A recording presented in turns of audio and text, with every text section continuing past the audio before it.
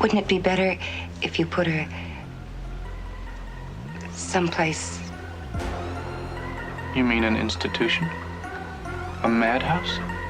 You just found the marble in the oatmeal. You're a lucky, lucky, lucky little boy. Do you know why? You get to drink from the fire hose! Okay, you ready? Open wide! I feel like I'm taking crazy pills! Hey, you want to see crazy? You really are crazy. I don't get it, Doc. I mean, how can all this be happening? It's like we're in hell or something. No, it's Hill Valley, although I can't imagine hell being much worse. Now you want to get nuts? Shut up, you freak! Come on! I say shut up! It's a madhouse! A madhouse! Hello and welcome to Movie Madhouse, a Who Watches podcast about movies lost to the annals of time. I'm Travis Fishburne. I'm Alex Brunel. Now I'm Dustin Meadows. And this week, there is not a movie more lost to the annals of time, I would say, than the one we will be discussing tonight, and that is 1993's Surf Ninjas. Yeah.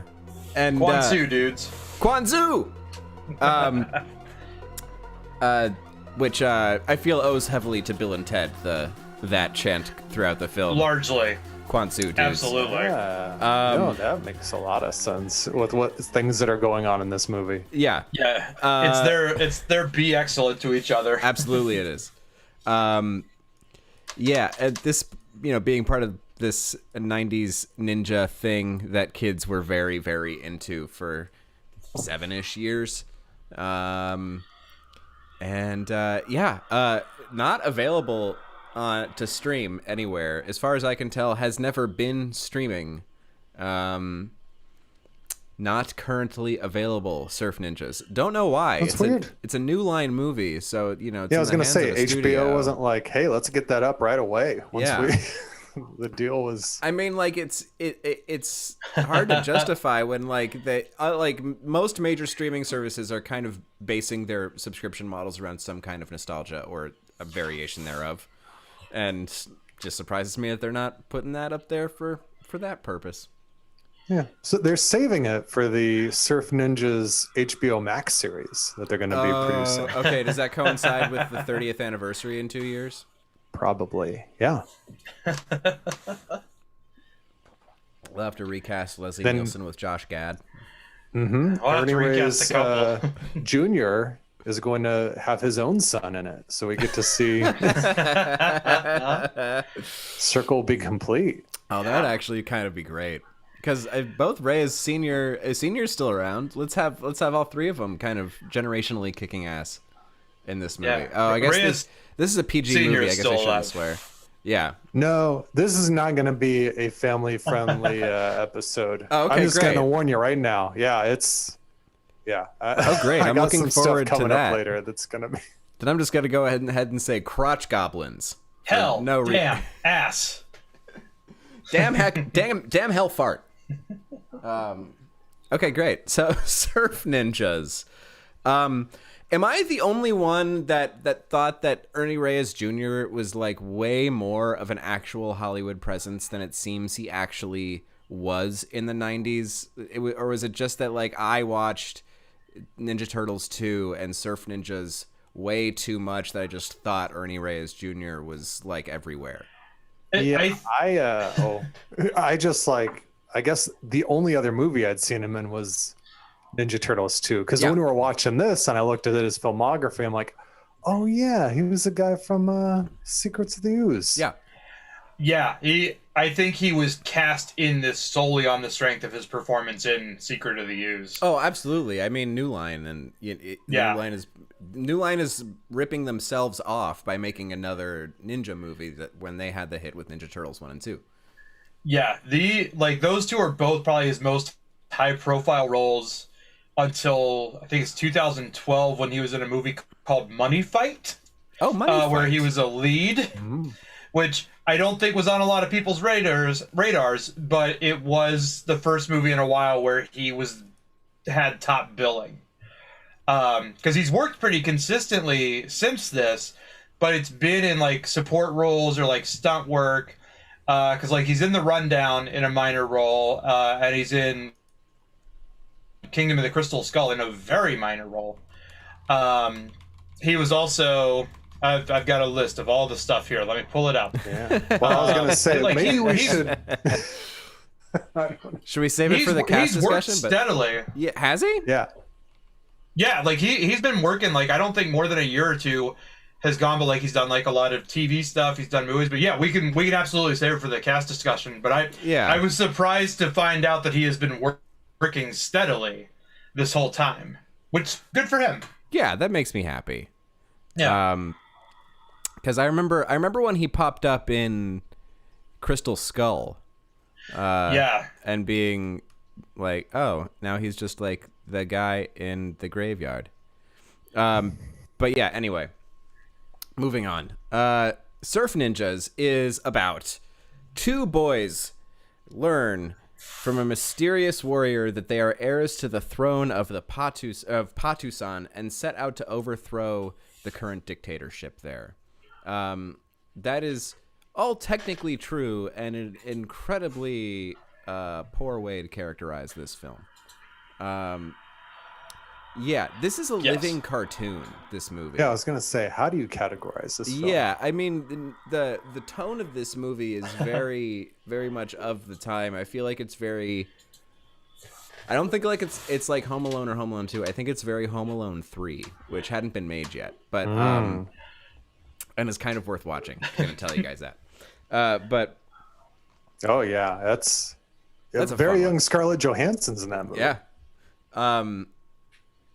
But like, yeah, just how cartoony this movie is and how heightened the whole thing is. It never asks you to take it seriously. It never asks you to believe that there's actual stakes involved. It just lets your brain go numb for 90 minutes while ninja fights and quips happen. Yeah. Also, very much like Three Ninjas, which was one of the other ninja franchises happening at the time with kids. Yep. Mm-hmm. I think so. I think Three Ninjas had just come out the year before. It had. Okay. Yeah. And that was distributed by Buena Vista or Touchstone or something. It was somehow under the Disney umbrella. Mm-hmm. Yeah, and you bring up Home Alone, but like Three Ninjas is like Home Alone with. That's true. Ninjas. Yeah, Three Ninjas is very heightened as well. Very absurd. Never grounded. It's very strange to think all these movies that are like, this is a hybrid, because Three Ninjas is like Ninjas meets Home Alone. This movie is like ninjas, like, and then you bring up, this is like Teenage Mutant Ninja Turtles. Yeah. Meets Bill and Ted. Yeah, it kind of is like that for sure. That's a very accurate comparison, I think. And man, this movie's fun. I hadn't seen this in a long time. I would say easily 20, if not almost 25 years it's been since I've seen this movie. And I had no expectations for enjoying it. I actually enjoyed it quite a bit. I was very surprised. Angela and I were laughing a lot, especially in the first like half an hour. I thought Rob Schneider was actually really funny in this. I can't explain that. I just think he's like, he actually does like a really good comic performance in this movie in like a kind of unobnoxious and really kind of sharp way. That I feel like is something we didn't see a lot from him afterward. This is a young, hungry Rob Schneider. Yeah. This is just coming off of all things Home Alone 2. Mm-hmm. Yeah. I think he was a lot more restrained at this point too, especially in this movie. Agreed. Because this is also pre that weird thing where they were like, "Hey, what if we cast Rob Schneider as kind of a comic relief sidekick type role of varying size in two Stallone movies, like within 2 years of each other?" Yeah. Thank you, true. 1995 or 3 and 5. Yeah. Yeah. Do you think Stallone like Demolition requested Man his is like presence on both of those movies? I think. I mean, cannot based imagine on, he did. yeah, I was gonna say, I think he worked with them in Demolition Man, and then was like, I want to bring him back for Judge Dredd. Yeah. Yeah, like Demolition Man, he's fine because he's literally in one scene, and then Judge Dredd, it's like, hey, what is this like satirical character who embodies totalitarian and fascist rule really need? Oh, somebody to make jokes while he's killing criminals throughout the whole movie. That's what that movie needed. It Yep. was the 90s. And Stallone has apologized for it. I mean, that's good. And there's another Stallone connection here, weirdly. We'll get to that when I get to the personnel in the movie. What did you guys think? Just like, Dustin, had you seen this movie before when you were a kid? Oh, so we wore out the VHS of this when I was a kid. Nice. Like, I probably could have not watched it again yesterday, and I would have as the movie was kind of like my break if it was like, okay, like, and then as soon as they got to the Jeeps, like, my brain is like, oh yeah, this really funny dynamite bit is coming up. The dynamite bit's so good. Like, I was just remembering all of them. Like, here's the impact this movie had on me. While we were all still at Bowling Green together, when I was between bands, I started an additional band because being in two already wasn't enough. And that band was titled Money Can't Buy Knives, a line taken directly from this movie. Money can't buy knives. I'd cut him, but I don't have a knife. But yeah, I enjoyed it more than I thought I would. I think a lot of that owes to, like you said, Rob Schneider surprisingly has, like, he's funny. Like, at no point was I was like, oh god, Rob Schneider, like I would normally. No, Rob Schneider's the comedy star of this movie that Leslie Nielsen is also in. Yeah. The bit where he's pretending to be their uncle in the wheelchair, like, just all these stupid great moments, like even his introductory scene where he's like cutting stuff up in the kitchen, like, if you don't want chives, just say you don't want chives.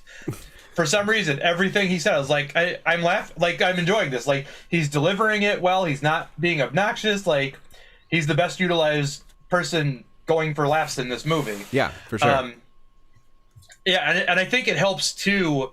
The fight choreography in this is pretty decent. Yeah. Largely, Thank you, Ernie Reyes Sr. Yes. And then once Ernie Reyes Jr.'s character starts learning how to fight, like, those scenes are pretty good too. They're largely bloodless and very innocent, which is kind of not standard fare for American ninja movies during this period in the late 80s and 90s, where we're like, hey, we should have ninjas. Hey, what if we also had a lady ninja? That's true. This movie did not have a lady ninja. Yeah. That was Cynthia Rothrock had the market cornered on that. So, but yeah, I dug it, and it clearly had an impact on me as a child, and I was pleased to see that I enjoyed it more than I thought I would, and it doesn't overstay its welcome. Yeah, that's for sure true. I think it's perfect. It's like, I don't think I've ever had a movie be 80 to 90 minutes and I was like, you know what? I think I need more movie. No, definitely that's true. Actually, in the case of Reanimator, it's 85 minutes long and really should be like 89 minutes long. There's like 4 minutes worth of other scenes that shouldn't have gotten cut in the first place. But that's a different discussion. There are definitely exceptions, but generally you're correct, and I'm being pedantic. Travis, what about you? Yeah, I had not seen this movie before. Nice. It was always teased to me based on an ad that was in front of a movie I would watch all the time, which I suspect was Three Ninjas. And I remember always seeing, or it could have been one of the Ninja Turtles movies.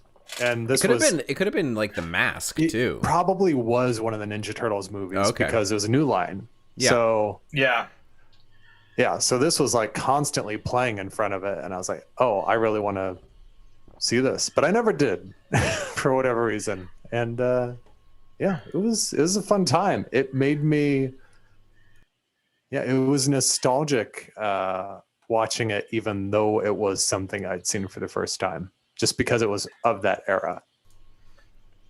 Yeah, I get that for sure, because it's also very much a kind of movie they don't make anymore, which is an original concept.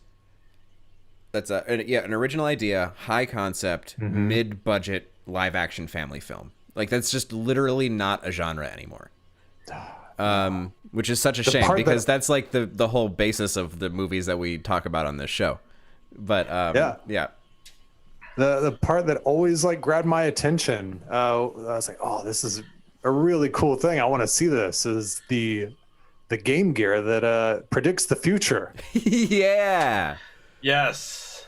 Which I have questions about that when we get into the movie. But Well, yeah, Angela cracked that cookie really quick. It's just that he's the seer. But no, it's still a Magic Game Gear. Yes. So I'll dig into a little bit of what I know about the movie, which is not like tremendously much. One of the things I referenced was a video that Sci-Fi Wire put out, Everything You Didn't Know About Surf Ninjas, hosted by Juan S. Cadavid. And I had to really... Sci-Fi Wire, if you're listening, do a better job of crediting the guy who hosts your weekly YouTube segment on this topic, because he puts out a 20-minute video every week and the dude's name isn't on the videos. I had to like do some Googling to figure out who this guy was. And I couldn't even find it on the Sci-Fi Wire website. It's like, really, like, what are you doing, guys? Like, credit people for work. Anyway.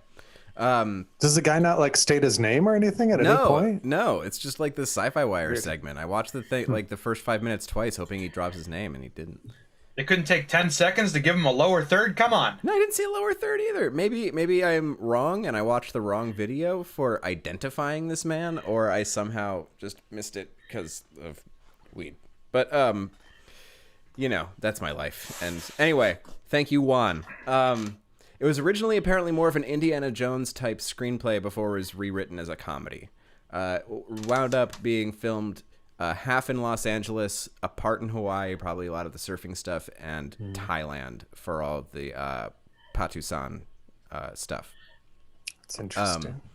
So like we've been talking about the New Line connection, they had the surprise hit with the first Ninja Turtles movie, so they're like ripping themselves off, making more ninja movies, and brought Reyes onto this movie because of it.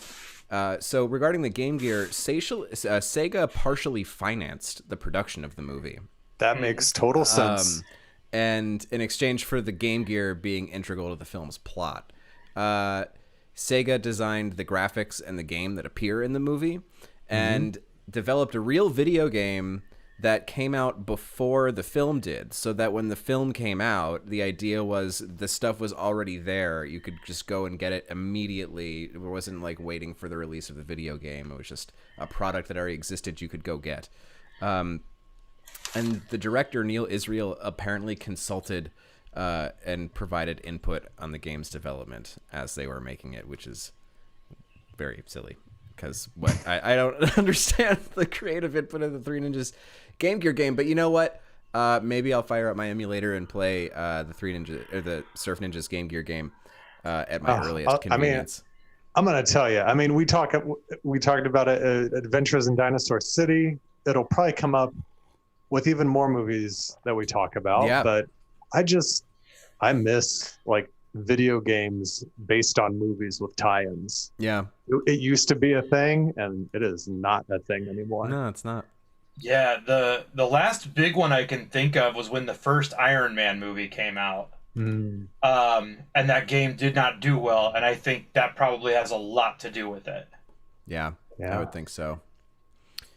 If you're able to find a Game Gear, you can find a copy of Surf Ninjas pretty reasonably priced based on this cursory Google search I just did. Oh, really? Ranging anywhere between $13 to $15. I mean, maybe nobody's. It just hasn't shot up in value because nobody's gotten like the one magic cartridge yet. That does what it does in the movie. I was very curious. I was like, this has to be like probably be selling for a lot, right? And it's like, no, $13.47 on eBay. The unwanted cartridges. So to some people that made this movie, we have co-written and directed by Neil Israel, who also directed a weird comedy from the 70s called Tunnel Vision.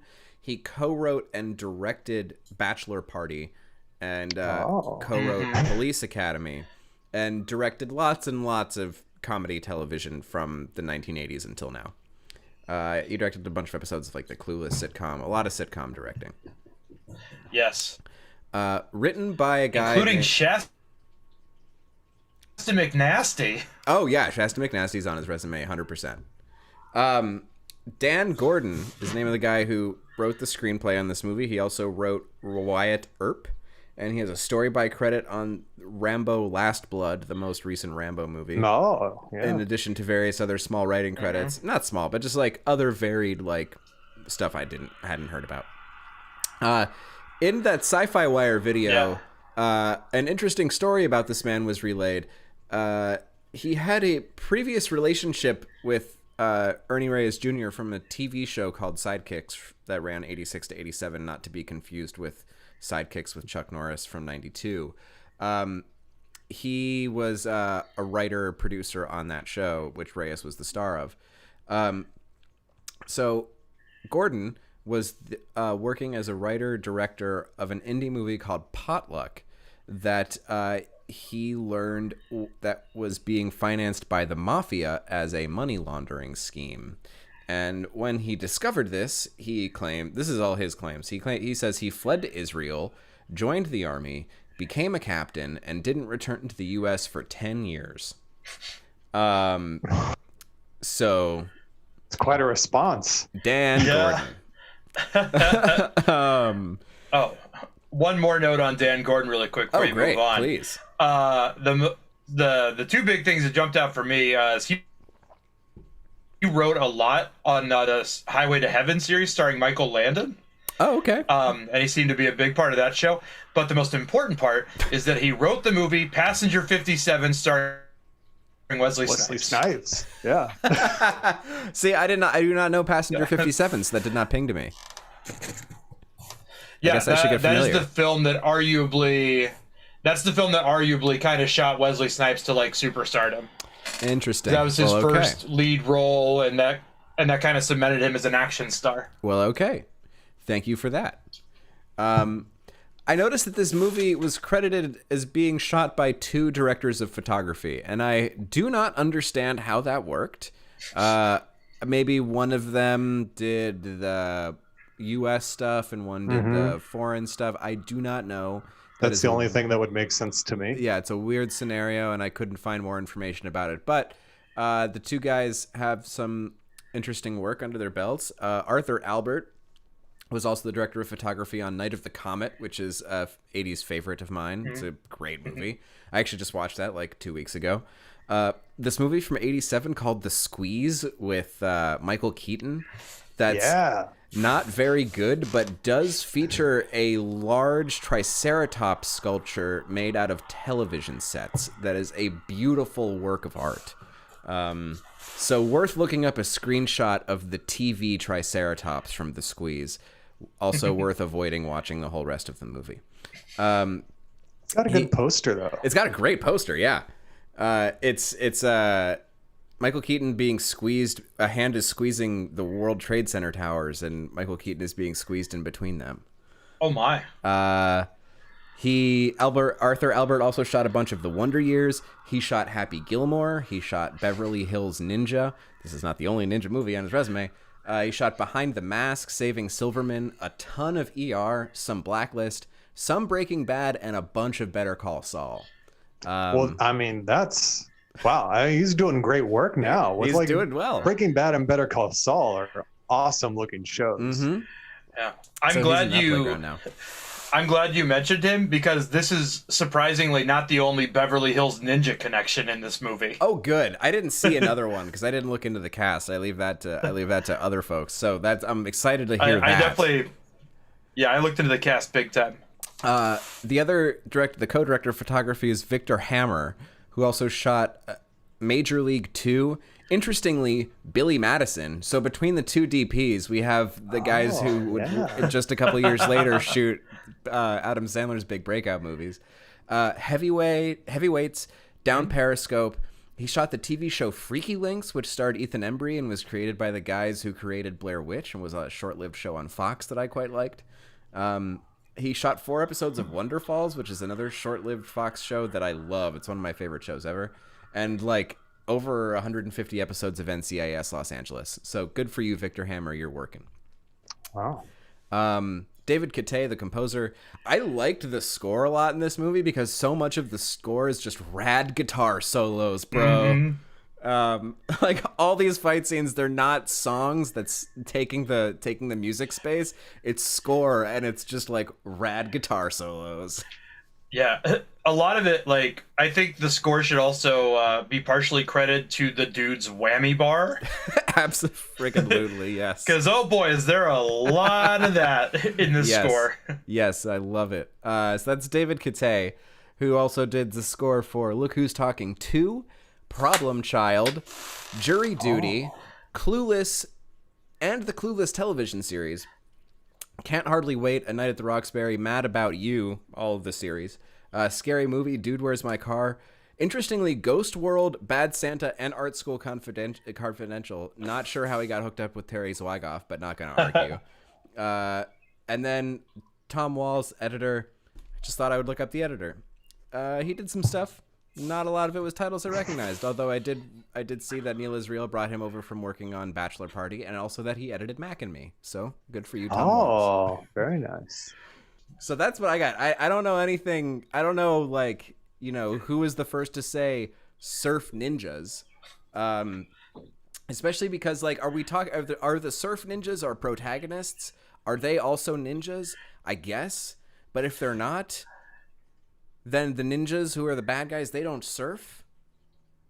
Dustin has, no, they got to be the protagonists. Dustin has this worked out. So I was thinking about this a lot when I was watching it. There's more surfing in Point Break, in the first half of Point Break, than there is in this entire movie. That's true. And the ninjas get thrown out the window after Kelly Hu gets brought in, her character Romay that Johnny's supposed to marry. Like, we never see any ninjas. Like, even when they get to Patusan, Colonel Chi's army, none of them are ninjas. They're just military guys now. Yeah. Yeah. But so the ninjas get thrown out the window real quick. They fight in a ninja-y kind of way. They're vaguely ninja-esque. Well, no, they're not ninjas at all. Well, yeah, but like, yeah. Well, and even Johnny and Adam, like when Zatch is giving the backstory, which this also, like, this stuck out to me because he mentions Patusan, a nation that's had thousands of years of peace, led by a noble family of warrior kings, which typically aren't a thing that can exist in peacetime. Yeah, right. I was like, hold on, no, war doesn't happen. Like, you can't have a peaceful nation if it's led by warrior kings. Like, that's like, oh, Sparta never knew conflict. Like, that's right. It's very ridiculous. Benevolent ruler Genghis Khan. Yeah, exactly.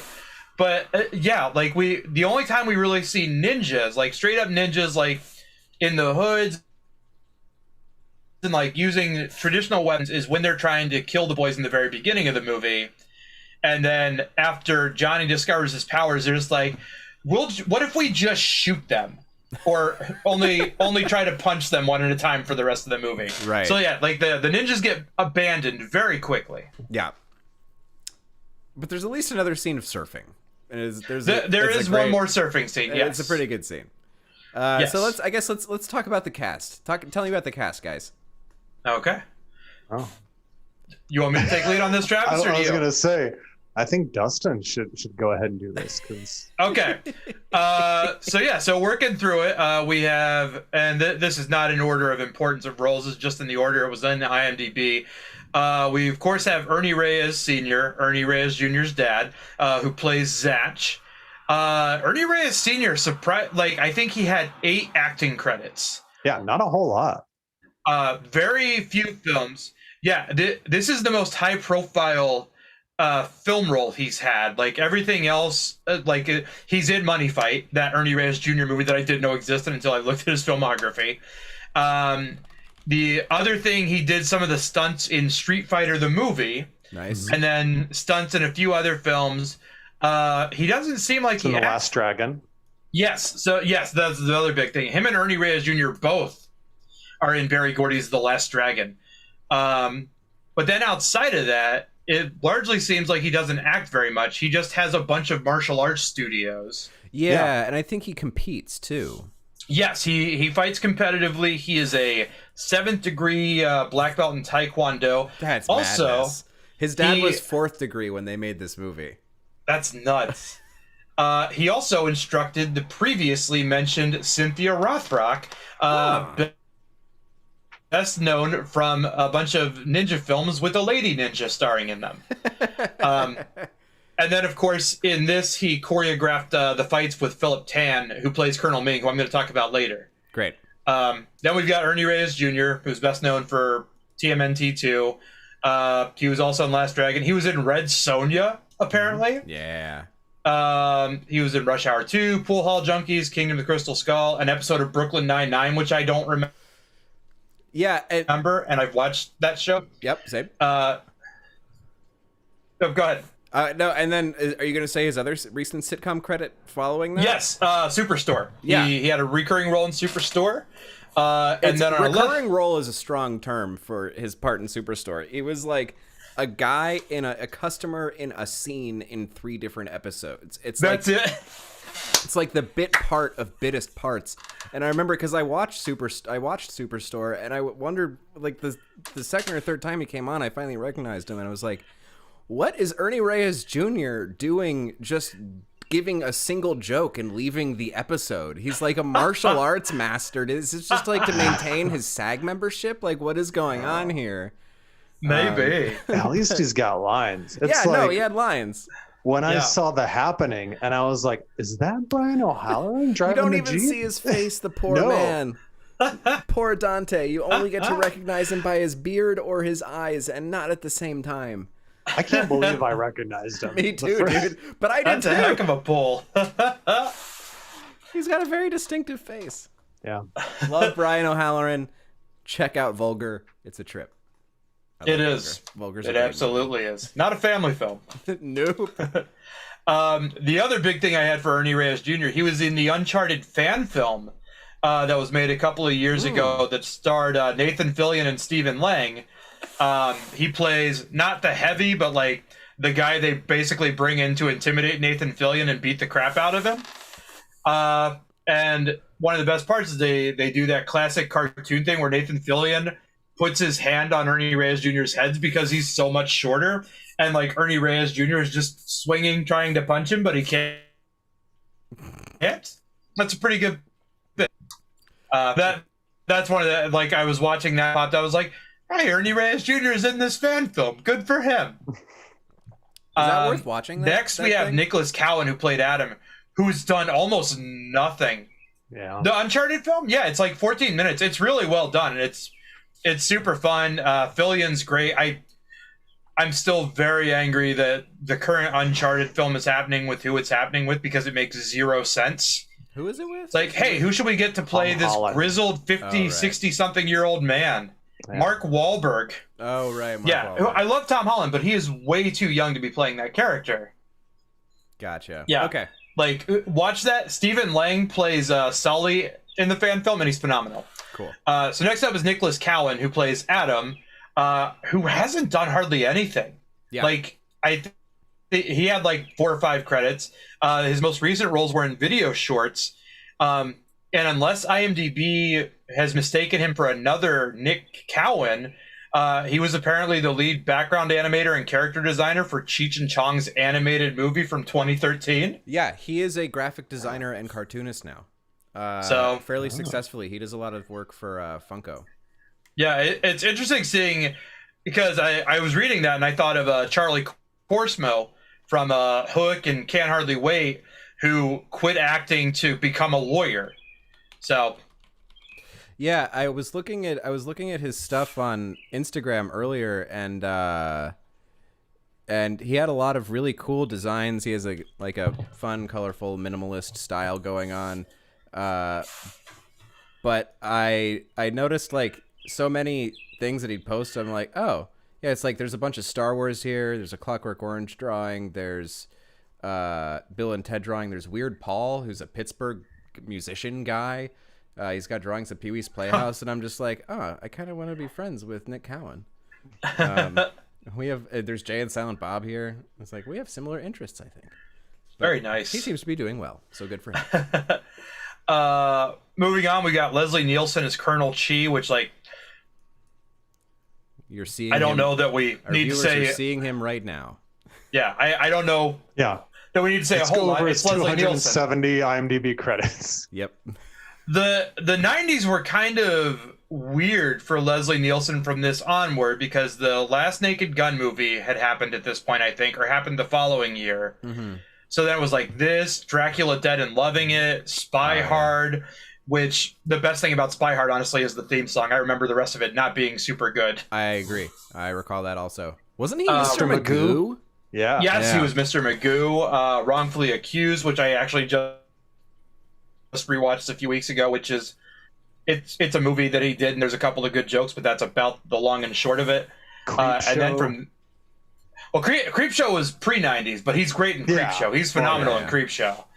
And then from that point, like the biggest things he was doing were the when they roped him into the Scary Movie series. Oh, he got roped into that? I didn't realize that. Yeah, he was like in the third and fourth one. Yeah, because he got brought in as the president, and I mean he's fine. Like he's only in a few scenes, but it definitely shifted from like the Wayans style of like kind of the gross out humor to more of that Zucker Brothers Airplane style comedy with a lot of it. Right. So I mean it was a natural choice, but yeah, it's definitely the 90s really took a turn for Leslie Nielsen. Like it doesn't make him not a funny dude, but the quality of the comedies he was in were not super great. And he doesn't really get a chance to be funny in this. No, Like- that's the weirdest thing about his performance in this. The scenes in the dungeon lair, where we have these gags involving like a cordless telephone that he never takes away from its receiver, which is like the ultimate gag of this. These scenes are really funny, but like in every other scene, he's just kind of a violent maniac, and he doesn't play it for laughs. Yeah, it's really weird because like I can't imagine he says like this will give me the chance to show everybody that I started as a dramatic actor again. Mm-hmm. Like, yeah, I feel like they could Everyone's like gonna I feel see like this and be like, "Oh yeah, this is the guy from Forbidden Planet." Right. yeah, like I feel like most of their budget probably went to paying him, and he probably shot his scenes in like 4 or 5 days. Yeah, he didn't seem to be in too much of it. He probably only shot in Thailand. Yeah. But I mean, yeah, that's Leslie Nielsen. Moving on, we have John Carlin, who plays Mac, the boy's adopted father, who, this was kind of another enigma. Like, he was acting pretty consistently up until this point. He stopped acting around 1996, save for a few things in the last 10 years that he did, like, video shorts or something. He actually passed away in January of last year. But the most significant thing I found for him was he was a regular cast member on Dark Shadows. Oh, And heck. yeah, that was like the most high profile thing. Like he was in like some episodes of Perry Mason and a bunch of that stuff. Like he was working steadily right up until 96 when I am assuming he probably just retired. But yeah, I saw Dark Shadows. I was like, oh wow, that's like, because he was in 5 seasons of it, which I don't know if that was the whole show's run. I don't know a whole lot about that series, but I definitely recognized it when it came up. That was on for a lot more than 5 seasons. That was like a soap opera. There's like hundreds and hundreds and hundreds and hundreds and hundreds of episodes. Okay. I thought it was that awesome Tim Burton movie. Oh god. Oh boy. Said no one about a Tim Burton movie since 2003. Yeah, that tracks. Then we've got Rob Schneider, who plays Iggy, who we've already mentioned is the most consistent source of humor in this entire movie. Yeah. In a movie with airplanes, Leslie Nielsen. This was right around, he was a cast member on SNL from 90 to 94, so this was right around the tail end of his run on that show. This would have been right before the last season for him. And then, I mean, he's stayed working steadily, although the quality of what he's done has been declining from probably 2000 on. Of course, Travis mentioned earlier he was in Home Alone 2. Yeah. I don't think he ever topped The Stapler. Rob Schneider is the Stapler, rated PG-13. Yeah, that tracks. One of the most classic South Park bits there ever was. Oh yeah. Frequently shows up in everything Adam Sandler does from The Waterboy on. Yeah, probably his most known role is "You Can Do It" guy. Yeah, the "You Can Do It" guy, absolutely. That and Deuce Bigalow. I mean, like, even if people haven't seen Deuce Bigalow, a lot of people would remember Deuce Bigalow just because it has the distinction of being called Deuce Bigalow, Male Gigolo, which unfortunately is a very catchy, stupid title. Yes. Yeah. I will say I give Deuce Bigalow a pass largely for how great Oded Fehr is as an intimidating gigolo. He is pretty great. I do remember my mind being blown when I was young and I realized that was the Mummy from The Mummy. Oh, no, he's not the Mummy from The Mummy. Who is he? Yeah. The leader of the Magi. Right. That guy in The Mummy. He's in a made-for Arnold Vosloo video Scooby-Doo movie in which they go to Egypt, and he's voicing the same character pretty much. That's awesome. Yeah. I want more Mummy movies solely so Oded Fehr can start getting some more work. That'd be great. I'm down. 'Cause he was also one of the only parts I liked of the Resident Evil movies. And then, of course, they got rid of him pretty unceremoniously after like 2. I was gonna say also, we're talking about Deuce Bigalow because I was like doing a Deuce Bigalow deep dive, I guess, because I was looking at Deuce Bigalow European Gigolo. Yep. The forgotten 2005 sequel. I have a pair of promotional underpants from that movie that I bought in a store in Hollywood. Nice. The director of that film's name is Mike Bigelow. No way. It's crazy. And here's the crazier thing. It's crazy.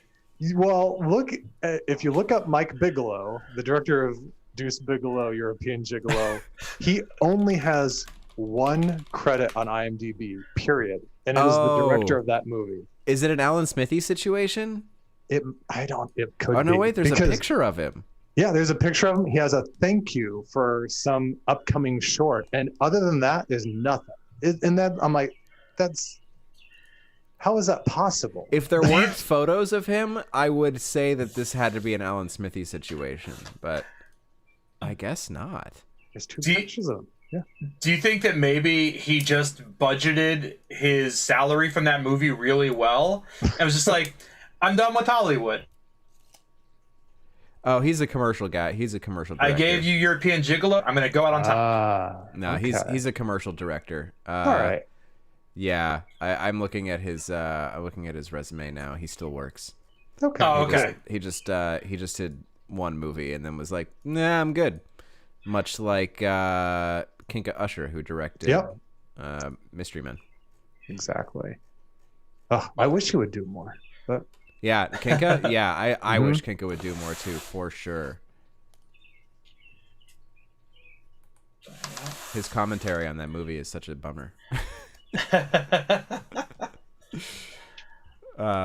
So yeah. we've hit a lot of the major cast. Just got a few left. The 2 remaining big ones. There's Tone Loc, who plays Lieutenant Spence, who is a rapper best known for Funky Cold Medina and Wild Thing. Yeah. As far as acting, he has a very distinctive voice, which we get when he plays the characters in Ferngully and Bebe's Kids. Yep. The latter being just a weird trip of a movie. Like, I remember watching that as a kid, and I was like, I dig this, but like, my mom probably shouldn't have let me watch this, maybe. I remember feeling that way too. I've been meaning to rewatch it. I haven't seen it since I was a kid. Yeah, he's in some other stuff. Again, some of the more high-profile ones. He's in Poetic Justice with Janet Jackson and Tupac, Ace Ventura, Pet Detective. Previously mentioned on this podcast, but not by me, the film Blank Check. Oh, yeah. Oh, that's where I babbled about Tone Loc on this show before. Okay, great. I won't do it again. And apparently, it's been a minute since I've watched it, but he was also in Heat, which I do not remember at all, but totally I believe it. And then after Tone Loc, we have Kelly Hu I was watching this and I was like, oh, is that Kelly Hu? Because I was very surprised at like this is kind of her start. She plays Romay. She would go on later to be Lady Deathstrike in X2 X-Men United. The Rock's debut lead role in the Mummy spin-off The Scorpion King. The Jet Li and the recently departed DMX film Cradle to the Grave. Oh my God. Yeah. She's done a lot of voice work, a lot of TV work. She's definitely kept busy, which is awesome. She's in Phineas and Ferb. She was one of the main staples of that show, it looks like. Yeah, she's a big character. Like, I think almost the entire series she's in. Arrow. And she also voiced a character named Visas Mar in Knights of the Old Republic 2. Oh, interesting. So between video games and TV, Kelly Hu has done pretty well for herself. That's awesome. The last two I got. I was gonna say, as far as Kelly Hu goes, she does not get any Trek connections, but she got very close because she is an ongoing character in the Orville, which is as close to Star Trek as you can get. Yeah. So. Yeah.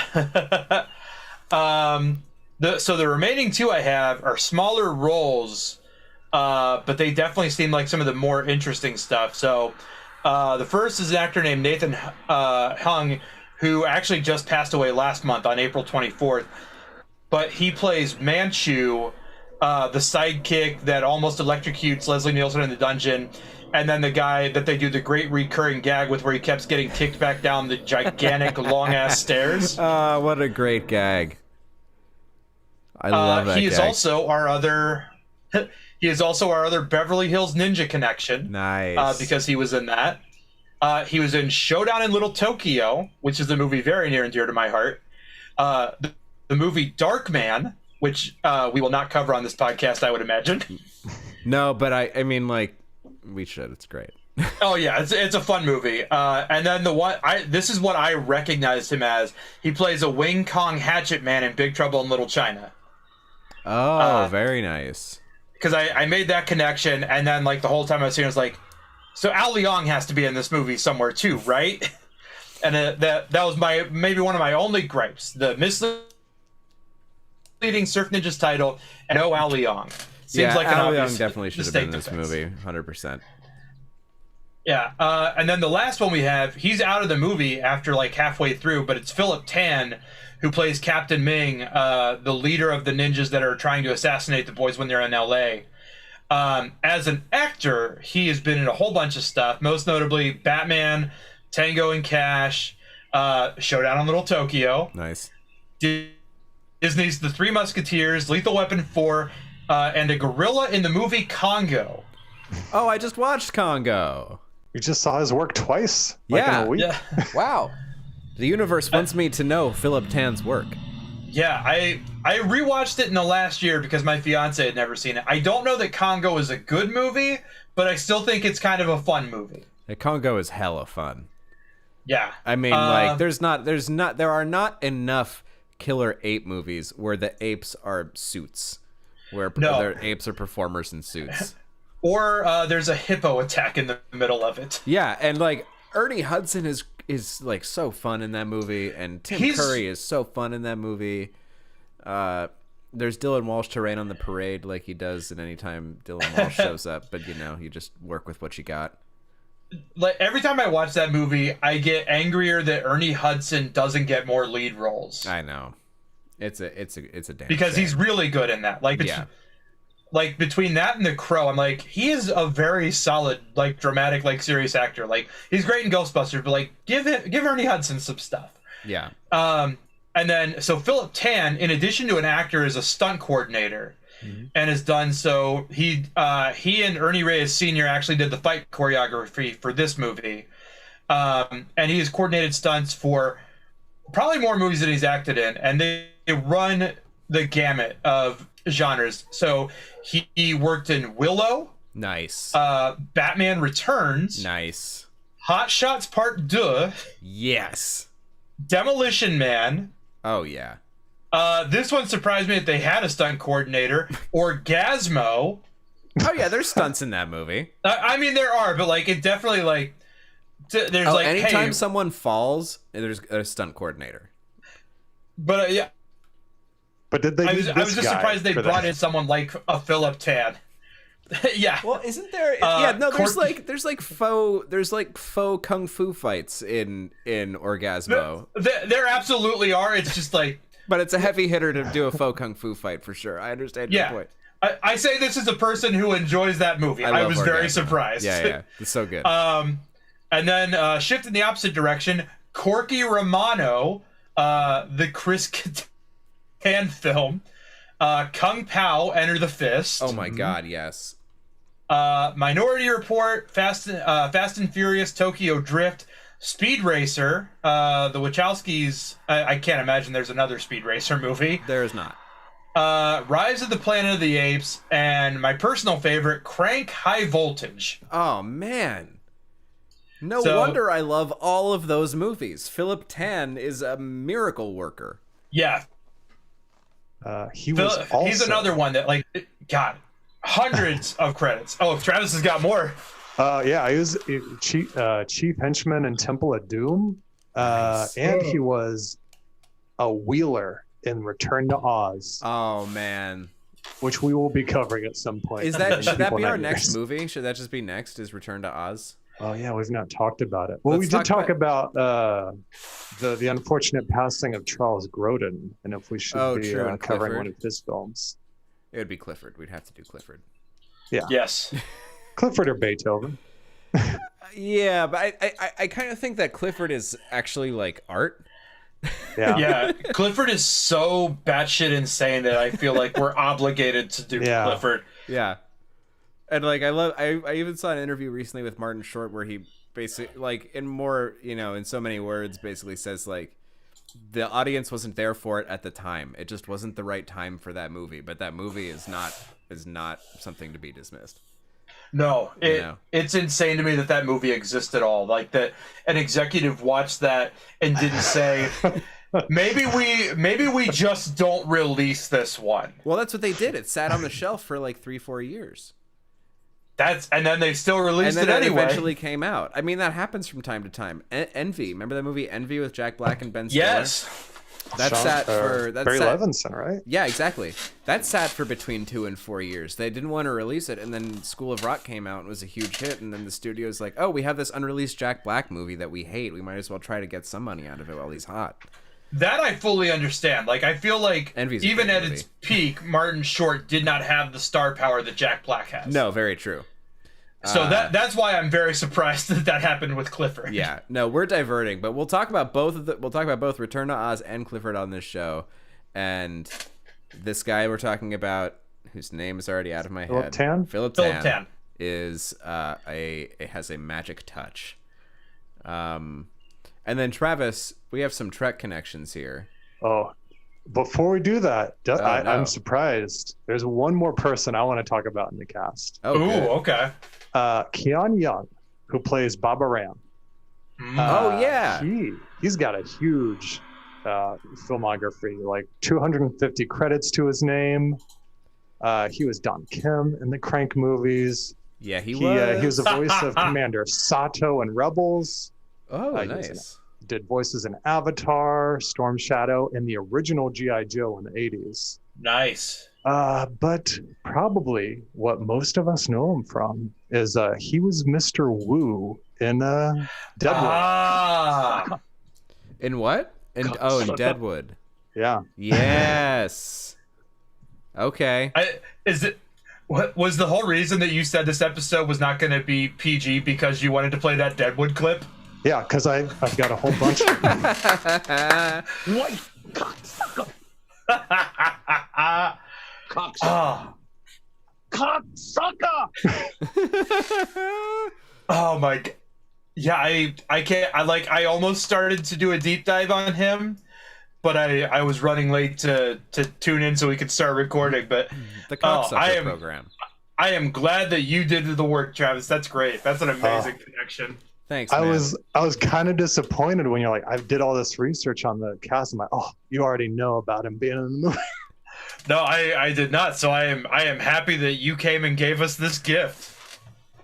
And that guy, do you want to do that one? Because that's one of the Trek connections, right? Yeah, we can start off with Ken Jeong. This guy who we're talking about. He's appeared twice in Star Trek. He played Buck Bokai in Star Trek Deep Space Nine, and he later appeared in Enterprise as a Mr. Sato. Nice. And then who's this? We have another one here, another gentleman who looks like, is this original series and next gen? We've got original series and then Enterprise again. But, wow. Yeah, I'm always excited when we get somebody from the original series, and that is Nathan Jung. Okay. Yeah. Oh, Manchu. Yeah, he played Genghis Khan in the original series. That's it. Him. Okay. Nice. And then Jonathan Schmock was he played an alien in Enterprise there. That's so cool. Like the two Trek connections are the furthest series apart. That's fantastic.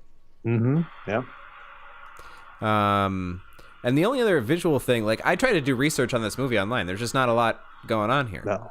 And you try to do same, Travis, and what you came up with was this promotional cardboard stand-up and a floaty keychain. Yeah.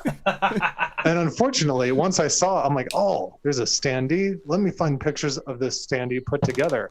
And I could not find any pictures of the standee actually like assembled. It looks like I would not get rid of that standee. I would probably not display it unless I, fell into it in possession of a huge mansion or something, but I would be the happy custodian of it in a closet just to make sure that it was preserved for the generations, because it is still pristine. I'm used to putting those things together, and I can see that they have not folded any of the flaps yet. Was that like a current eBay listing? No, that I can give you the link, but it was from a website called sportscards.com. Okay. And they've got entertainment memorabilia. That's where I found these things. Okay. Do they still have these available? No, these have all since been sold. Okay, well then I don't care. I'll say I'll buy a Surf Ninja standee. Did I ever follow up on this show with you, Travis, about the Spaced Invaders one sheet? Okay. Did we talk about it on the show? I don't remember. I don't know if we talked about it on the show, but you did inform me of that. Well, since we're on the movie show, I'll talk about it because one of our last episodes last season was Spaced Invaders, and I was looking on eBay at a Spaced Invaders original one sheet poster, which was there were a few for sale. There was one in really nice shape for like $25, but I decided, you know what? I don't know how soon I'm going to display this poster. I don't need it. It's a pandemic for $25. I think I'm just going to let that one sit. But I put it in my eBay watch list because it was just like a perpetual listing.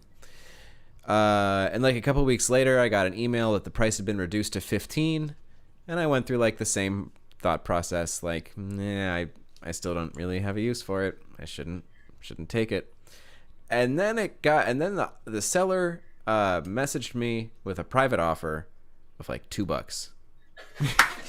Or like $5, or like something like ridiculously low, plus like $5 shipping. Just pay for me to ship it to you. Much. And I'm like, you know what, human? If no one else is stepping up to take care of the poster, even at this price, I will do so. So now I am custodian of a Spaced Invaders poster that I will eventually hang up. But I feel like the Surf Ninjas cardboard cutout would be a very similar scenario for me. Mm-hmm. So dudes, we're like an hour into the show and we haven't like started talking about like stuff specifically in the movie yet. Do we want to? Do we want to talk about certain tidbits? Do we want to just hit some highlights? We can just hit some highlights. Let's hit some highlights. Yeah, let's say I feel like it's a fairly simple movie to discuss. New Line Cinema and AOL Time Warner Company at the time of the version of the movie we watched. That was just a part of our cultural history, was when this was an AOL Time Warner Company. I like that Ernie Reyes also was an associate producer on this movie, something I didn't realize. But like something I was realizing as the movie was going on is the plot is very clearly a dumbed down version of just like Joseph Campbell's hero myth. It's the same plot as Star Wars. Like, you know, there's Uncle Owen, there's Obi-Wan Kenobi, who's Reyes Sr., there's Luke and the princess, and, you know, it's all there. It's all the same stuff. Like, is Rob Schneider R2D2? Absolutely. Absolutely. You know, there's like the call to action, which is denied, and then it's thrust upon them and they must go to meet their destiny. Like, it's Campbell. But it's like the dumbest version of Campbell, because the movie has stuff like one of the most ridiculous things about this movie that I actually really love about it, because it enables the movie to just get on with it and not let the audience think too much, is that Johnny, Ernie Reyes Jr., doesn't earn anything at all. He is told he is this warrior king, and that he will have these amazing powers. And then when he tries to fight, guess what? He's real good at it. He didn't have to. We didn't get a Rocky montage. We didn't get any kind of let's tap into the spiritual history of Patusan so you can be in touch with your ancestors and they give you power. Like, no. He fights and he is great at it and kicks everyone's ass immediately. And that's it. That's the beginning and end of how Johnny gets his abilities. Which is like really that's like in terms of like structural stuff and character arcs, like having that be totally unearned is pretty bad, but it doesn't actually matter. Yeah, it's a real Gary Stu, I believe he would be called. Yes, agreed. Yeah, I'm scrolling down the stealth ninja guys wearing navy blue camo. That's their outfit. Yeah. In like Venice, California, their camo is navy blue, like highly conspicuous outfits. Yep. Yeah, they look like they're about to go play paintball. Yeah. Yeah. They do. I also love, like, there's no reason for Zatch to be wearing a disguise at all. But he is, until he reveals himself. Yeah.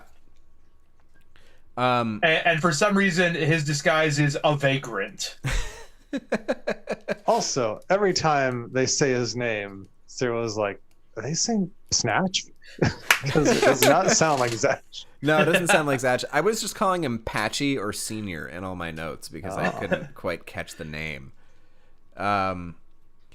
There's moto surfing where they drive around and kind of stand on their car as it's driving. Yeah, and hope Teen to Wolf. not get, it's the Teen Wolf thing, right? But for whatever reason, yeah, Rob Schneider is doing it as well when he should be driving. Yeah. He should be driving. Nobody dies. And I also just want to say, I mean, like, we've been talking about Ernie Reyes Jr. a lot, but I think part of my perception of why he was in more things than he actually was is he is just charming as shit. He's very likable. He's really, like, I really like his performance in this movie. It feels very, like, it's very cheeky, you know, and he kind of knows that he's great at what he's doing, and, like, that shows, but he doesn't make him feel like a jerk. I like him. I like him a lot in this movie. I like his presence. Yeah. Just that. Go Ernie Reyes Jr. Yeah. One other thing on the moto surfing scene. Yeah. They have paddles in their Jeep. Oh, yeah, they brought oars with them. What the hell? Which means that they just keep them in that Jeep all the time, solely for this bit. And I don't know where they fit them in the Jeep, because the paddles seem bigger than the Jeep is wide or deep. Yeah. They're not telescoping paddles? They might they be were wood. fold in the middle. No, there's a hinge. Nope, they were solid wood through and through. This movie's funny, man. Like, I'm just looking over some of, like, the little lines that I took down from the first chunk of the movie. No, Dad, we just went a drive, but the man won't let us. Or, like, there's a noise coming from the other room. Probably that dumb cat knocking something over. We have a cat? And, like, the implication of just, like, you're just like, oh, yeah, it's probably the cat. Like, what child would say that if they didn't have a cat? Yeah, at no point in my life have I assumed, oh, it was probably that animal that we don't own. Such a weird thing. I love that. Yeah. What else we got? We meet Leslie Nielsen as Colonel Chi, half cyborg. You know, he Get the backstory of how he was crushed by an elephant. He was crushed by an elephant, stepped on his face, so he became a cyborg that, like a very bad cyborg because he cannot be exposed to water. How does he bathe? Does he bathe? Yeah, and his arm malfunctions constantly. Constantly. How does he do anything? Also, but I mean, more importantly, how do you survive half your face being crushed by an elephant? Like your skull caved in is what happened, right? I kept thinking about that. I was like, no, he would be dead. And if he wasn't dead, he would be looking up, begging for someone to kill him. Yeah, exactly. Like he looks like he just put on half a Destro mask. Yes. Yeah. That is exactly. I mean, like, we could just take another look at Leslie Nielsen in this movie, screaming with his cyborg. And the side of his face that is cyborg is the opposite side that the elephant stepped on. It is. Yeah. And I also think it's funny that there's not even any makeup around his cyborg eye. It's just very clearly like this piece on top of his face. It's great. Yeah, I mean, they told me to find Spain. They told me to find Spain once. I told them it could be anywhere. Like, there's one school of thought that thinks Spain might be here. That scene is so funny. I also, specifically in that scene, I love that not once but twice they cut to the same extra, some kid in glasses just laughing uncontrollably. Like this kid not getting an education is the funniest thing in the world to him somehow. Yeah, it's the best thing that happened all day at school. The one other thing I want to know while we're still talking about the school stuff. So the principal, Mr. Dunbar, talks to Johnny as soon as they get there about putting together the ceremony for the Babaram of Me Grub, which is a lot to say. But Mr. Dunbar is played by the film's director, Neil Israel. Oh, is he? Mm-hmm. I did not realize I caught that when I was going through that stuff. I remember digging this scene, but not knowing why it was funny when I originally watched it. And then my mom explained that Barbara Ann is a Beach Boys song. Right. And all I could think was, this is a kid's movie, but that joke is not a joke for children. Like, no, what, it's absolutely not. Like, I was like, I feel like I'm a fairly well-read young child. Yeah. But, like, I did not get the joke at all. I was like, they're just singing a song for this dude. Like... Yeah, I never got it as a kid. I mean, like, I figured out that it was a Beach Boys song. It just sounded like a Beach Boys song to me, but it was one that I'd never heard before when I saw this movie, for sure. Yeah. What else we got? Travis, you have any thoughts so far? I'm just kind of like really glazing over stuff because I'm just like, I laughed a lot. There's gags. Oh, yeah. We can talk about Adam's Game Gear that can predict the future. Right. Like, so like pretty soon, like he's obviously addicted to his Game Gear. The movie establishes that, but then he turns on his game and it says Surf Ninjas, and then somehow the video game is a real-time reflection of their immediate reality. Or maybe even a little bit ahead, like in just like a few seconds ahead of reality. Like a little bit. You have a little bit of a psychic glance just through the lens of the screen of the Game Gear. Because the thing is, they are brothers who are the lost crown princes of Patusan, and Johnny, the older brother, is the warrior king, and his little brother Adam is the seer king. So the idea being that he has the ability of the sight in his mind, and that the Game Gear is his method of channeling that, is an insane concept. Yeah, well, and the Game Gear, like, it's all over the place too, because it starts out with him like just seeing what's happening. Like, it just seems very passive. He's just watching it. I'm like, he's not playing anything. He's like, oh, some ninjas took out the cops. And then it's like, oh, hey, this dude on the roof tried to jump and attack Zatch, and he moved out of the way. But then later, like, he chooses the weapons that Zatch uses in the fight. And then, like, he's actually controlling things. Like, he essentially is controlling Johnny to kick Colonel Chi into a pool at the end. Right. It's like, okay, so now he's not a seer. Now, like, he can actively manipulate the future with this Game Gear. Yes. And he can control bad guys or abilities of bad guys, and it's very weird. The rules are not consistent. Yeah. Who cares? It's pretty. I mean, it's a funny device, and it's also like this movie. I think one of the most fun things about revisiting it is a real. Like, there's a lot of movies that are very much a snapshot of the time that they were made, but some get a little bit more hyper-specific than others. And this one is really hyper-specifically early 90s Southern California kind of thing. Like, the cinematography of the surfing scenes and the colors of the wetsuits, it's like, it can't be any year except 1993. Yeah. And the Game Gear being integrally or just integral to the plot of the movie. Like, this movie, if you take that out, you have to rework a whole, like, how does that work in the film? Because you just made it so it's not a branded item. So, like, I love that about this movie, that it's just so much a snapshot of, like, a certain part of American popular culture in 1993. We can study that by itself. One of the other things that I think works really well throughout this film, we've sang Rob Schneider's praises multiple times now, which will probably not happen outside of this episode, I would imagine. I don't think it will, no. But I think one of the greatest recurring bits is when Zach finally tells them the story, and he is convinced that he's actually the person destined to become the ruler of Patusan. Yeah. And it's just a great running bit, and like every time, like, he's just having a side, he's like, I'll let them be sushi chefs or something. Like, it's just so good. That and when he thinks that he's controlling the outcome of things. Yes.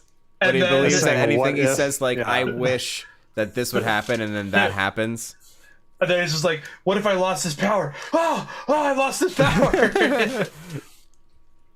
And then by the time when Adam and it's a really great bit. Fall off, and he says, "Whoa, what if somebody falls?" You've, like, forgotten about that bit, and then it happens. Yes. Yeah, no, that whole recurring bit was really well written. He had a lot of that stuff, like his weird disguises that he'd pull, like you mentioned, like the paraplegic. Yeah. Oh my God, the Irish uncle. The Irish uncle, like with a Hitler mustache. The dynamite bit is so funny, just like him throwing a stick of dynamite at the car and the car veering off the road. And then that's the nuts thing. Him just throwing an unlit stick of dynamite still worked. And it worked. Like, it was really funny. Like, rewatching this, I started looking at it through, like, the lens of Big Trouble in Little China. Yeah. Where Jack Burton is clearly set up to be the hero, but he's just kind of a doofus.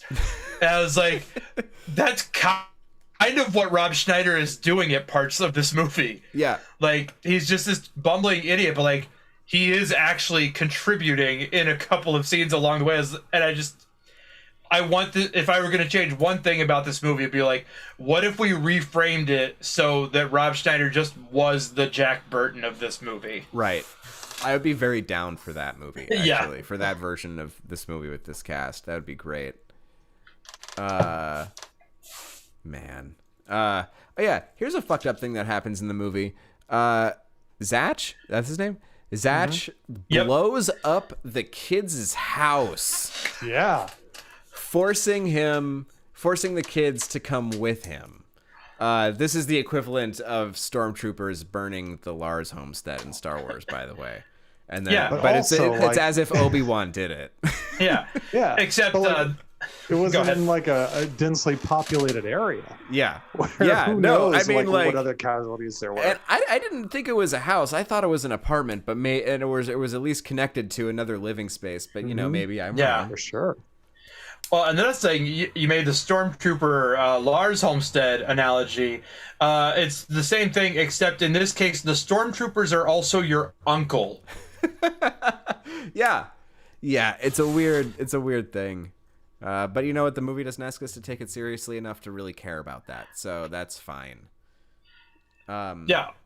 Also, aside from Kurt Chi, there's not really a body count in this movie, but if there is, it was definitely insane. Yes. Yeah. And yeah, that does happen. Like, he does kill Leslie Nielsen at the end of the movie, and then like it's Johnny, with a lot of help from Adam, throwing him into a pool where he gets electrocuted by his own cyborg parts. Yeah. And then they take the throne and immediately dissolve the monarchy, which makes everyone party, which seems weird because they've been a monarchy for thousands of generations or whatever. But whatever, they're down with a progressive monarch who just dissolved their way of life after liberating them. Yeah, like they're surprisingly on board with every single thing they do and say. Yeah. Like, none of them are just like, wait, what? You just freed us from a dictatorship and now you're plunging us into, like, unknown waters? Right, like we have to figure out a new system of government run by the people now? What are you talking about? We don't know how to do that. We were peacefully ruled by warrior kings for generations. Rule us! Another thing I really enjoyed watching in this movie was like the interaction between Ernie Reyes Sr. and Jr. And especially like in the scene where the two of them like sparred together. Like I just like that on like a level of like, the real life father son, getting to do this in a movie and getting to perform that way and showing off their talents. I just thought that was really cool and like that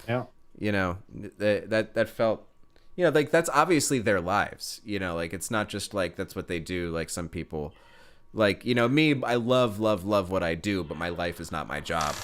I don't think that is the same way with the Reyes clan. What they do, the martial arts, that's very much like their lifestyle.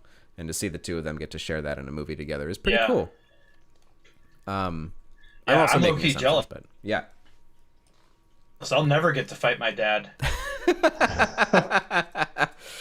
Well done, Dustin. Well done. Oh, Dustin wants a hot rod situation with none other than Ian McShane.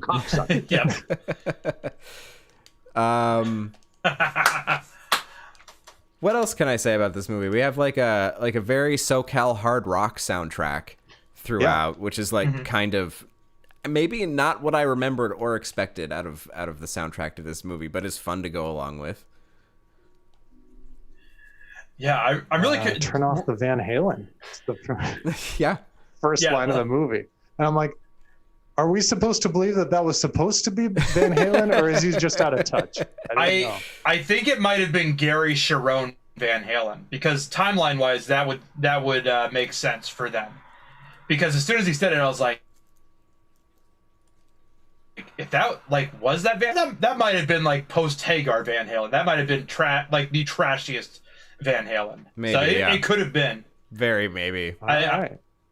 I'm not familiar enough with the Gary Sharon era that I know anything about it beyond every time I hear is like, this is awful. Well, I remembered another thing I did want to mention actually, which is how Tone Loc is a detective in this movie, and for the sake of argument, let's just say this is the same character he plays in Ace Ventura. I'm just gonna I just theory of total media interconnectivity aside, that just makes enough sense that I'm just gonna make it my headcanon. But what he does in this movie is he's trying to, in his perception, save these kids from being kidnapped at the shipyards when they go.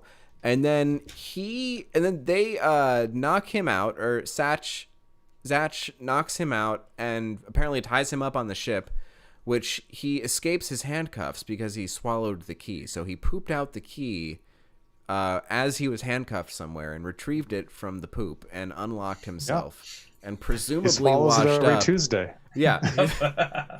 There's just a lot of implications. But he is down to help some teenagers start a revolution in a foreign country. And that's a weird thing for literally anyone to do, much less a police officer. So I just wanted to point that out. That's been kidnapped. Yeah, that's been kidnapped. he pivots real quick It's like on that stance. wicked Like Stockholm syndrome. yeah, it's like he recovers. Just like, nah, they're right. I'm gonna do this, which would make him one of the only two cool cops in existence. The other, of course, being RoboCop.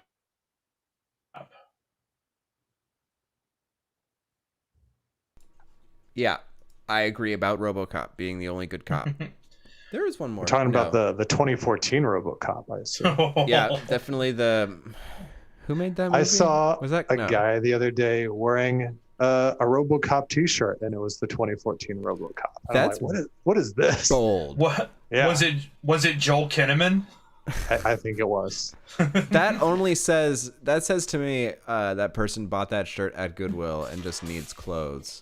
I can't believe there's a person who actively goes around supporting RoboCop 2014, but maybe I'm wrong. Different people like different things, and that's okay. Variety is the spice of life as long as you're not hurting anybody. I could see somebody wearing a 2014 RoboCop shirt if it was just Michael Keaton's character from the 2014 RoboCop. That would be acceptable. Yeah. You know what? I will say which this is about the only nice thing that you can say about RoboCop is Michael Keaton in that movie. God. What I will say for that movie is it's not good, I don't think, and no, there's a lot of things wrong in the approach and everything. But I think at the end of the day, it's not insignificant that it's not about the same things that RoboCop, the original, is about, but it's not about nothing. It still has something to say. It's just not very interesting. Yeah. They didn't totally abandon it as a platform to communicate some kind of allegory, which is at least some noble attempt.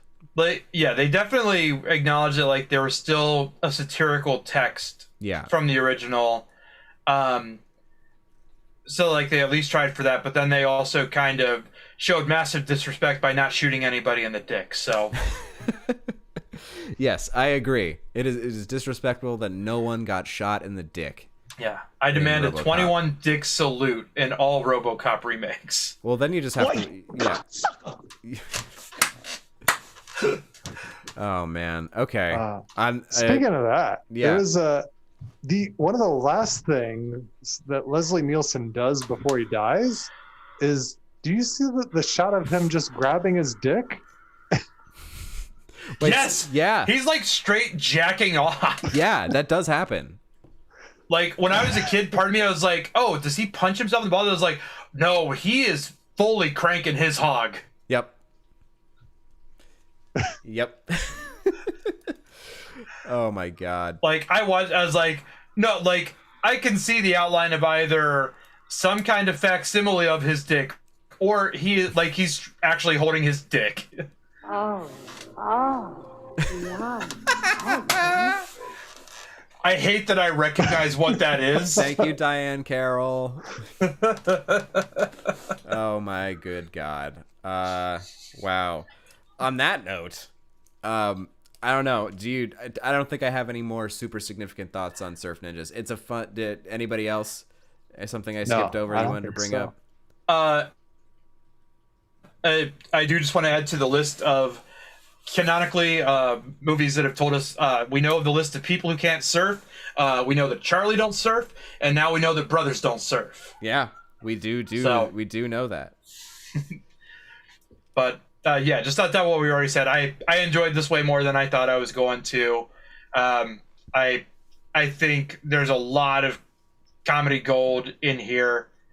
I don't know that I would tell everyone that they absolutely need to watch it or anything like that, but it's a fun time, and I did not expect it to be as much fun as it was. No, I think if you just watch it like you're watching a cartoon, there's just turn off your brain and just laugh at some fun jokes and watch some silly physical comedy wrapped in some martial arts fighting. I don't see how you can go wrong here. It does what it says in the box. Were either of you able to find out what the budget for this was? No. That is a mysterious thing. Yeah, all I could find was that it made just under $5 million at the box office, which I cannot imagine put it anywhere close to making back its money. Yeah, I mean, I can imagine that this was a $5 million movie, actually. In 1993, I can imagine that this movie cost about as much as Mallrats would cost 2 years later. That's fair. But they definitely didn't break even, at least. No, I mean, like, I think it did well on home video. I think this was a really popular sell-through and rental title. Yeah, absolutely. Well, it's something I noticed going through this. Unless I'm remembering incorrectly, we never see muzzle flare anytime they shoot guns. Absolutely not. There's never any blood in the movie anytime a gun comes out. It's a very safe, violent movie. Yes. Travis, would you show this movie to your kids? Do you think is it sanitized enough for that, or would you wait another couple years before you would let them see that? I don't know. We I mean, to each their own.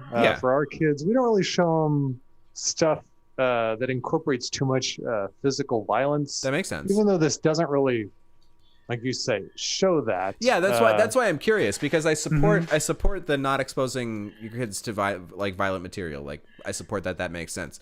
I was just wondering if this movie fell on the non-violent side of the line enough that I'm just curious how you see it as a parent. I honestly, like, thinking about it, it probably is fine, because I'm thinking of things that they have seen, and I mean,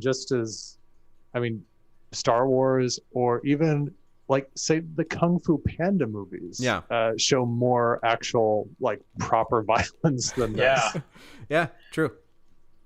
Yeah, cool. But honestly, at least from my point of view, the only part that you might want to cover eyes during is when Leslie Nielsen goes to town on himself.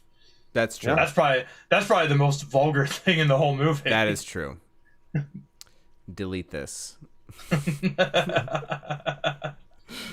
I mean, that shot is so unnecessary. Like, what? A producer should have been watching the cut of this and be like, can we just erase whatever that is? Yeah, you couldn't cut that 3 seconds. It's distressing. But anyway, so that's Surf Ninjas. Surf Ninjas, a fun movie if you can manage to watch it. Yeah, you can probably find a VHS copy for $1 or $2 somewhere. Yeah, that's something I kind of wish I'd looked for, is how hard this is to find on DVD, if it's one of those, like, ridiculous, like, out of print titles that's sought after or not. Oh, good question. In my research, I did find a change.org petition to get it released on Blu-ray and 4K, which did not meet nearly enough signatures. Yeah. What did it have? 12 signatures? I think so, something like that. So I'm seeing finished sold auctions on eBay for Surf Ninjas on DVD: $30, $27, $27. That's too much. $35. Here was it included in a 4 film favorites collection that included Little Big League, Little Giants, and Hometown Legend, and that went for $22. So that person got a deal. Surf Ninjas and Little Giants might make it worth $20. Little Big League's all right. I don't remember Little Big League enough, and I don't know the other one, but I know that Little Giants is solid gold. Here's one that sold recently for $8.30 because the foolish seller didn't look at the recent selling history of Surf Ninjas. It said it as a buy it now price. Poor research. God, $8 with free shipping, maybe. Nope, $4.80 on shipping there. Nope, $12. That's too much.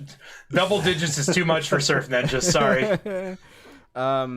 Okay, so Dustin, we were talking before the show, and you said next week is probably going to be your last week with us for a little bit because you're going to be moving to Los Angeles, where I currently live. The city of angels. So you're going to be moving from the same city that you live in, which is close to Travis, to close to the city that I live in, which is Funny or something. We're going to be transferring Dustins here. Yeah. Yep. And also next week, Dustin and I will be streaming from the same room. Oh, no way. Yeah. What's going on next week? Are you just doing that for funsies? Yeah. Oh, just so we can see each other before I leave too. Oh, that's awesome. Well, I'm looking forward to that. So, Dustin, before the show, we were talking about tackling either Return to Oz or what was the other one? I forget already. Clifford. Clifford, right. So, seeing as how it'll be your last bit for a few weeks, what would you like to check out?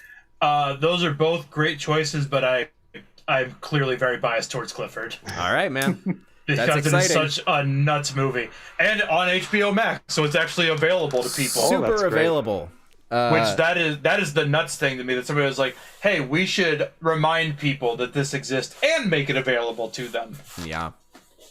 Because it kind of wasn't for a long time. It was hard to find for a minute. Yeah, it was on cable a lot, but on home video it was not very findable because it was a cheap license. So it just got on TV. But we'll talk about that next week when we talk about Clifford.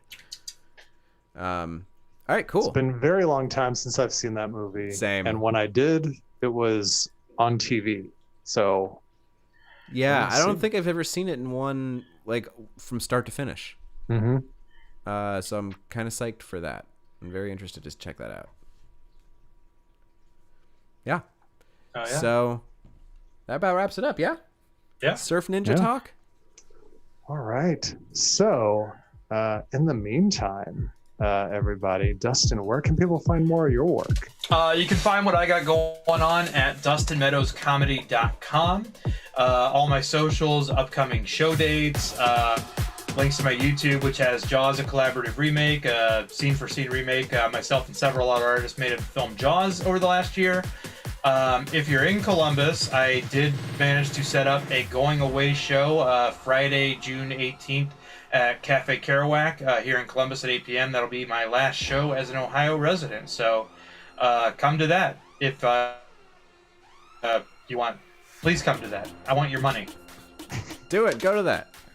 Do that. And Alex, how about you?